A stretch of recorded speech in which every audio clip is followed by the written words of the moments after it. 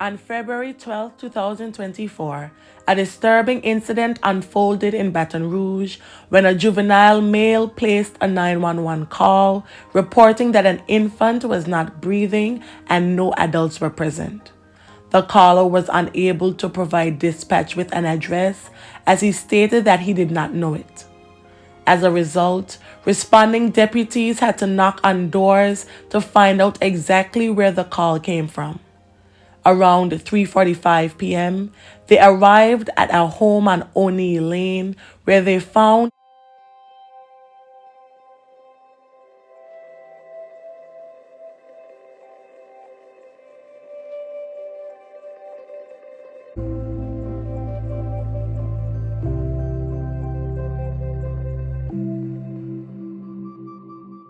eight children, including an 11-month-old, but indeed no guardians were present.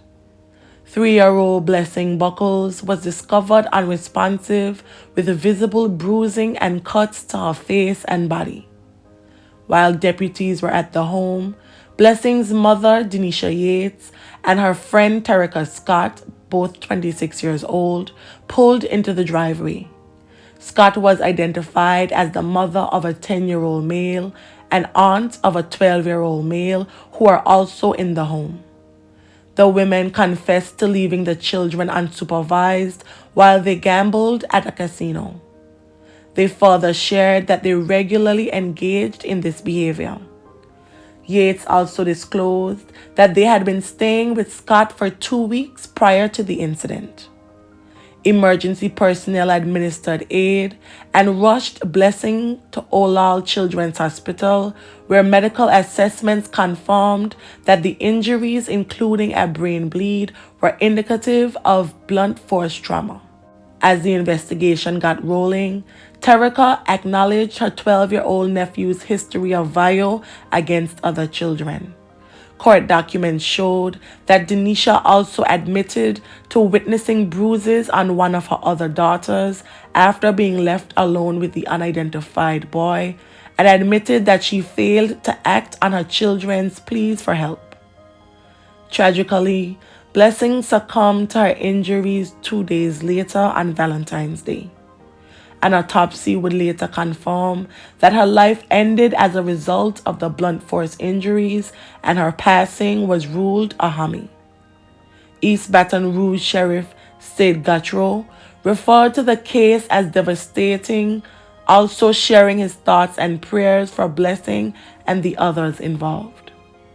The two male cousins, just 10 and 12 years old, who have not been identified because of their ages, were charged with battery and second-degree fatality. Both preteens were subsequently booked into East Baton Rouge Juvenile Detention Center. Dineshia and Terica were also arrested on charges of principal to simple battery, principal to second-degree fatality, and desertion. They are being held on a bond of $20,000 each. Records showed that Yates and Scott both have previous criminal records.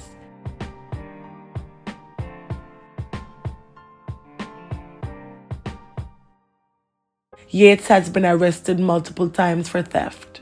In 2015, she was arrested for stealing $74 worth of items, including baby formula and toothbrushes, from a Winn-Dixie.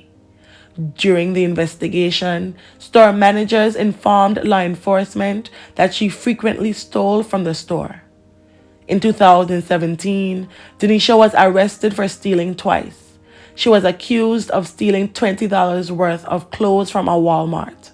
Later that year, she broke into a home and stole an iPad, 2 firearms, and business checks. Dineshia was caught after going to a Speedy Cash store and attempting to cash a check worth $2,980 to herself. However, employees called law enforcement. In 2020, an individual called police accusing Yates of throwing a brick into their windshield. Arrest documents indicated that the person was driving along Airline Highway when Dineshia pulled out in front of them, stopped her car, grabbed a brick, and smashed the windshield on the driver's side. It didn't end there. Yates was arrested again the same year and booked for driving on a suspended license, resisting an officer, aggravated escape, and theft. Terica, meanwhile, in April 2022, along with Armisha White, were seen setting a car on fire in the 6000 block of Pontotoc Street, which also damaged a nearby home. Firefighters responded and extinguished the flames. According to witnesses, Scott tampered with security cameras so the crime would not be caught on camera. Nevertheless, investigators later obtained pictures showing Terica at the scene. That same month, she was booked on a charge of simple arson. It was over a year earlier when Scott was accused of ending the life of 31-year-old Dakayla Bailey with a firearm on Plankwood. Though Scott was booked for second-degree fatality and illegal use of a weapon in that incident, a grand jury later opted not to formally charge her, leaving the case in limbo. According to initial reports, a man had been living alone at the Plank Road address for weeks. Around 7 a.m. the day of the incident, 3 women, including Bailey and Scott, arrived at his residence. After the 3 women sat on a couch, Scott rolled up a Mary cigarette before later taking out a firearm and ending Bailey. Scott and the 3rd woman grabbed their things and fled the residence without making any attempts to render aid. Emergency personnel found Dakayla in the home, suffering from discharge wounds. Terica was identified in a 6-person lineup. No further details regarding that incident were readily available on public platforms. My thoughts and prayers are with the other children involved. I do hope that they are able to get the counseling they need. May the family and friends of Blessing Buckles find solace in the happy memories, and may her soul rest in perpetual peace. Thank you.